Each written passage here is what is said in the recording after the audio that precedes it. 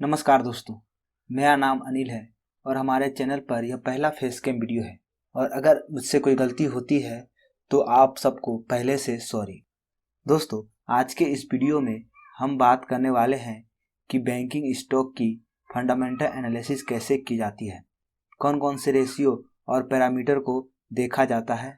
Generally जब हम दूसरे सेक्टर के स्टॉक का फंडामेंटल एनालिसिस करते हैं, जैसे pharma sector, FMCG sector, IT sector, auto sector, chemical sector, इन जैसे और भी जो सेक्टर्स हैं, जब हम उन सेक्टर के फंडामेंटल एनालिसिस करते हैं और उनमें हम जिन रेशियो को देखते हैं, जैसे उनमें हम देखते हैं कंपनी का debt to equity ratio, PE ratio, EPS, इन जैसे और भी बहुत कुछ।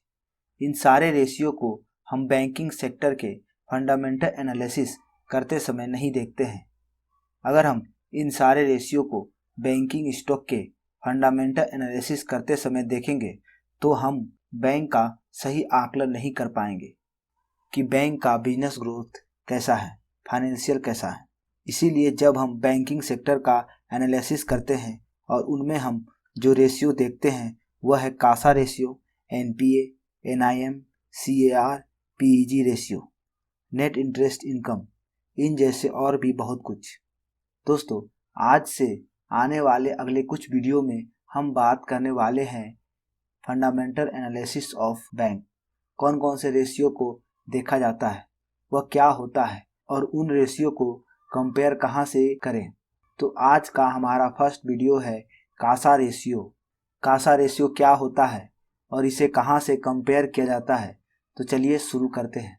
कासा रेशियो का फुल फॉर्म होता है करेंट अकाउंट सेविंग अकाउंट। दोस्तों, बैंक का जो मेन काम होता है कि किसी एक जगह से सस्ते दर पर लोन लेना और आगे किसी दूसरे को हाई रेट ऑफ इंटरेस्ट पर लोन देना, और इस तरह जो उन्हें फ़ायदा होता है वह उनका प्रॉफिट होता है। कासा रेशियो से हमें पता चलता है कि किसी बैंक के पास करेंट अकाउंट और सेविंग अकाउंट के रूप में कितना पैसा डिपॉजिट है, और यह वह फंड होता है जो बैंक को बहुत ही कम रेट ऑफ इंटरेस्ट पर मिल जाता है। इसीलिए हर बैंक चाहता है कि ज़्यादा से ज़्यादा लोग उनके पास अपना करेंट अकाउंट और सेविंग अकाउंट ओपन कराएं, जिनसे उनका कासा रेशियो बढ़ जाए। बैंक का मेन फोकस होता है अपने कासा को बढ़ाना, जिससे उनके पास बहुत ही कम ब्याज पर ज़्यादा फंड मिल जाए। खास कर के जो नए बैंक होते हैं वह सबसे पहले अपने कासा को बढ़ाने पर ध्यान देते हैं। इसीलिए वे कस्टमर को सेविंग अकाउंट में 7 से 8% का इंटरेस्ट देने का वादा करते हैं, जिससे ज़्यादा कस्टमर उनके पास अपना सेविंग अकाउंट ओपन कराएं। दोस्तों, आप देखते हैं कि बैंक जनरली सेविंग अकाउंट पर 3 से 4% का इंटरेस्ट देती है और करेंट अकाउंट पर 0% इंटरेस्ट देती है। और अगर आप बैंक से पर्सनल लोन, कार लोन या होम लोन के रूप में लोन लेते हैं तो बैंक इसके लिए आपको 10 से 12% का इंटरेस्ट चार्ज करती है। आप देख सकते हैं कि बैंक सीधे सीधे आपके ही पैसे से 7 से 8% का इंटरेस्ट कमा लेती है। इसलिए जिस बैंक के पास जितना ज़्यादा कासा होगा उस बैंक के पास उतना ज़्यादा प्रॉफिट अर्न करने की क्षमता होगी।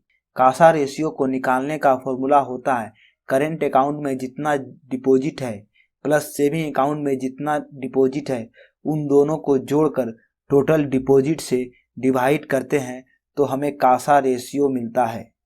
इसको परसेंटेज में जानने के लिए 100 से मल्टीप्लाई करना होता है, लेकिन आपको इतना कुछ करने की ज़रूरत नहीं है। कासा रेशियो आपको बहुत से वेबसाइट पर मिल जाता है। यह सिर्फ आपके नॉलेज के लिए बताया गया है। अब बात करें कि कासा रेशियो को चेक और कंपेयर कहाँ से करें, तो सबसे पहले हम गूगल में टाइप करेंगे टिकर।